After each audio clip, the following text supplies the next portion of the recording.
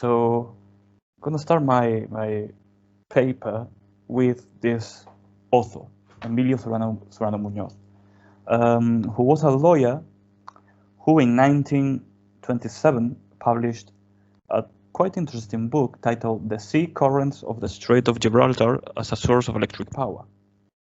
So in there, Serrano suggested the exploitation of the Mediterranean and Atlantic sea currents at the Strait of Gibraltar to produce electricity and boost Spain's long overdue industrialization.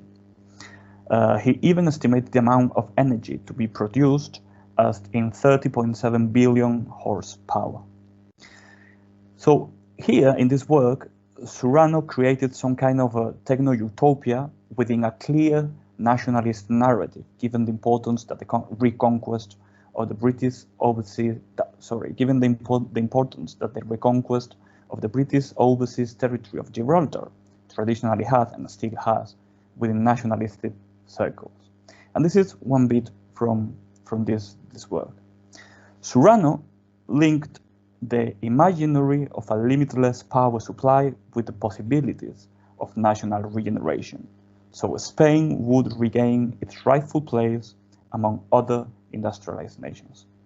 And as a matter of fact, the book was addressed to Spanish engineers who, in Serrano's opinion, had the moral duty of performing these technical dreams. So this paper echoes what Professor Abram told us in the previous session. That is to say, how electricity could be used to perform some kind of a future. I mean, how we can imagine a better society through imagined energy futures. So, but in this context, how in a context where Spain was transitioning from empire to nation, and different visualizations of nationhood came to the fore, how energy was used to depict various electric futures or electrical futures.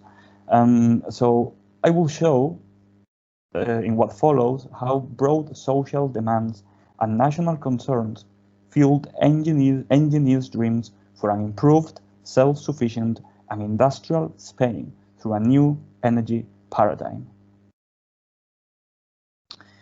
As in other countries, electricity and electrical technologies have been widely known since the half of the 19th century. However, the promises of an electrical modernity adopted the language of national regeneration after the traumatic loss of the last remnants of the once large overseas empire in 1898. Within this context, technological innovation and, as I will show, the new energy paradigm participated in broader social and cultural changes on how to regenerate a decaying nation. Indeed, the defeat in the Spanish-American War and the subsequent independence of the last overseas colonies, namely Cuba, Puerto Rico, and the Philippines, was interpreted as the epitome of the Spanish decline throughout the 19th century, and its failure to converge with other European countries. Therefore, the arrival of the electrical era galvanized much of the hopes for a fast industrial catch-up through a techno-utopia represented by that new energetic model.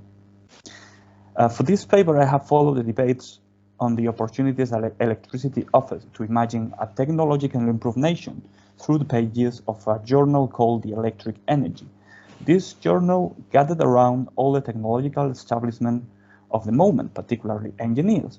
And overall, it seems that despite the variety of training backgrounds, practices, and agendas, including political or regional allegiances of these engineers, most of them agreed on the role that electricity should play for the nation's rebirth.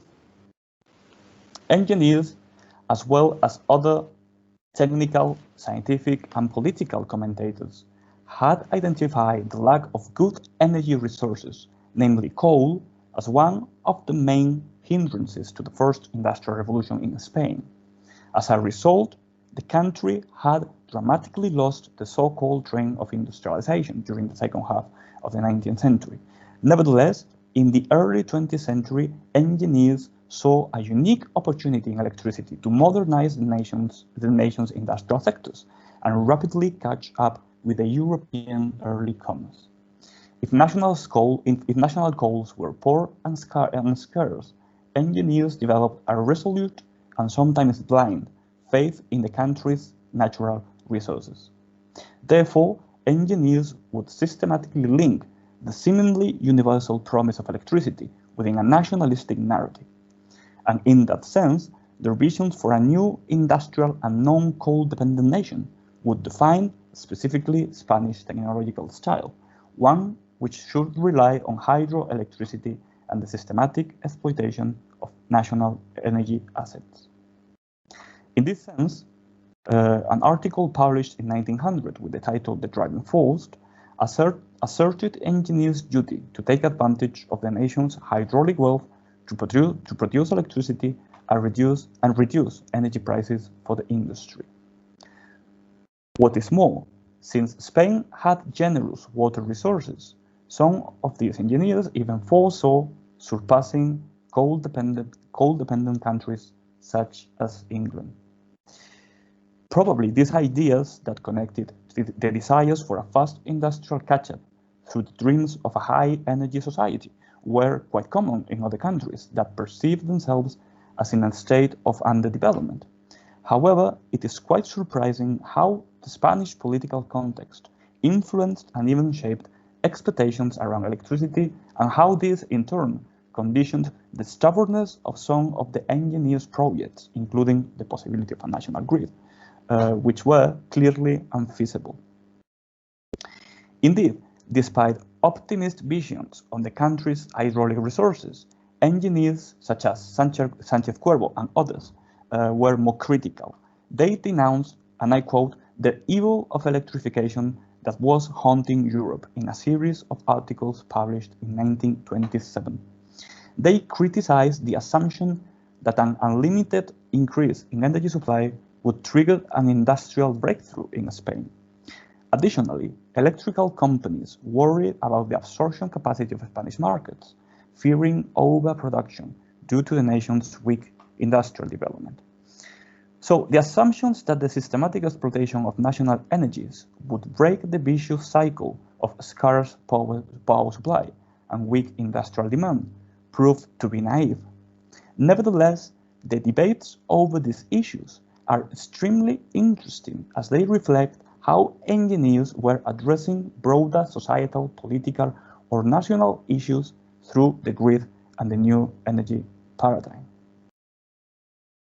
In this sense, the new energetic model was interpreted along some of the lines that divided the country's ideological landscape in the early 20th century, to the extent that, while discussing the role of electricity in Spanish development, alternative and even divergent modernities came to the fore.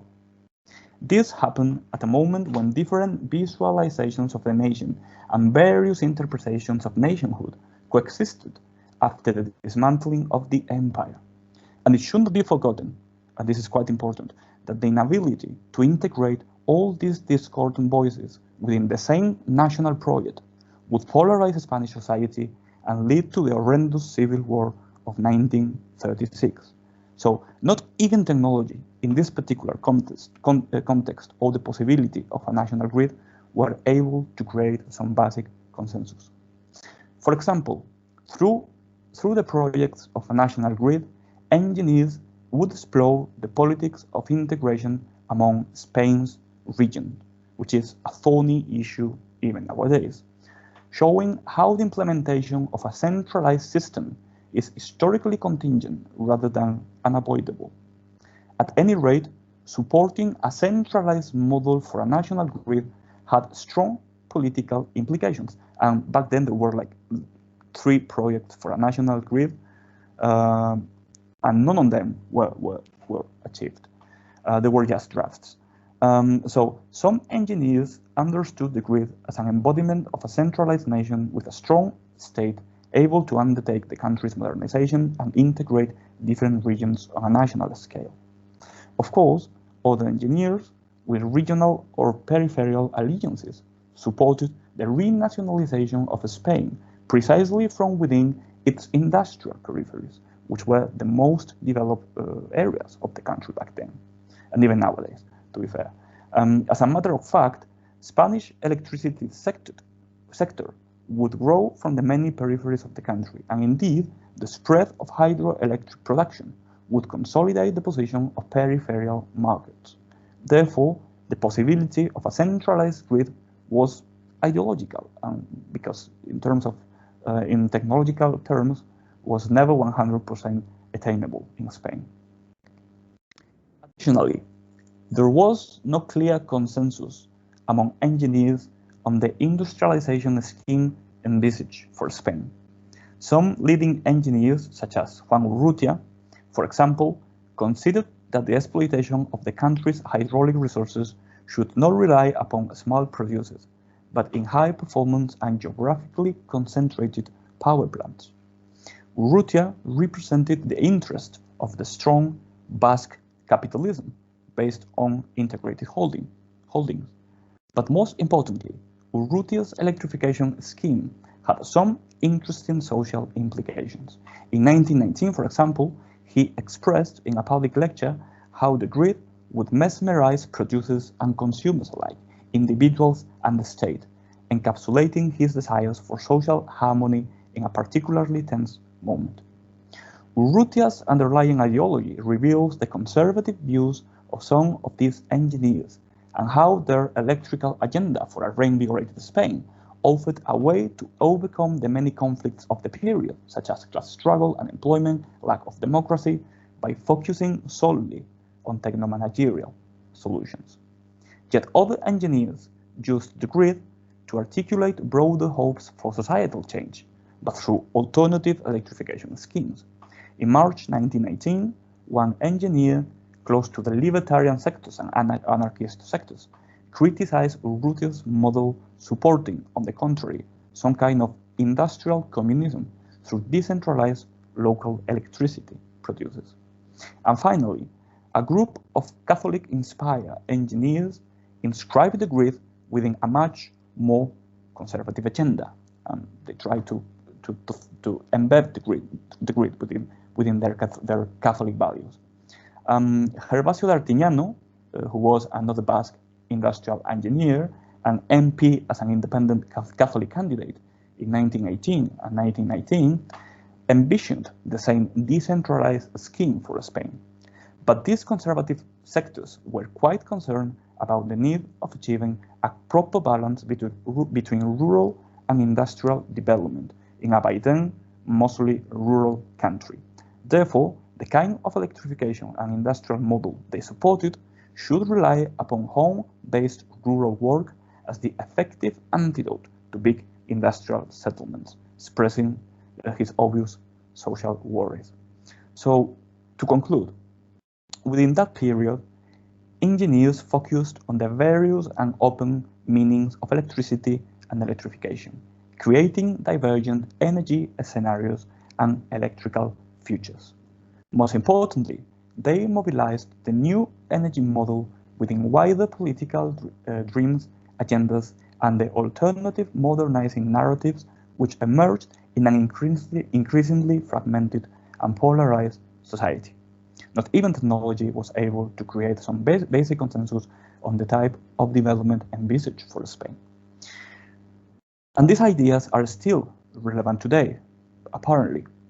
In May 2019, the Spanish company Acciona, which is one of the 49 enterprises belonging to the Spanish Green Growth Group, issued a document aimed at pushing forward a national law to tackle climate change. One of the rhetorical strategies used by Acciona is showing how Spain could easily become a green superpower within the next 10 years. Yet today, it's not the abundance of water to produce electricity which is used within the same narrative where the dreams of a non-coal dependent future meet the needs to overcome the country's belated modernization, which is a pervasive feeling still nowadays. Today, it is solar energy, as the document claims that within 10 years, 84% of our electricity could be produced by using solar energy. This shift in our economy would reverse our foreign dependency in energy production. It would generate the highest number of green jobs in Europe and would reduce the electricity bill, which is today one of the highest in Europe. So in short, as it was 100 years ago, these imagined energy futures, as Professor Abram put it in the previous session, still have a strategic value, and sometimes they adopt a nationalistic articulation or formula. Maybe we can learn from our past how these energy futures were articulated, their opportunities, but also their limitations. Thank you.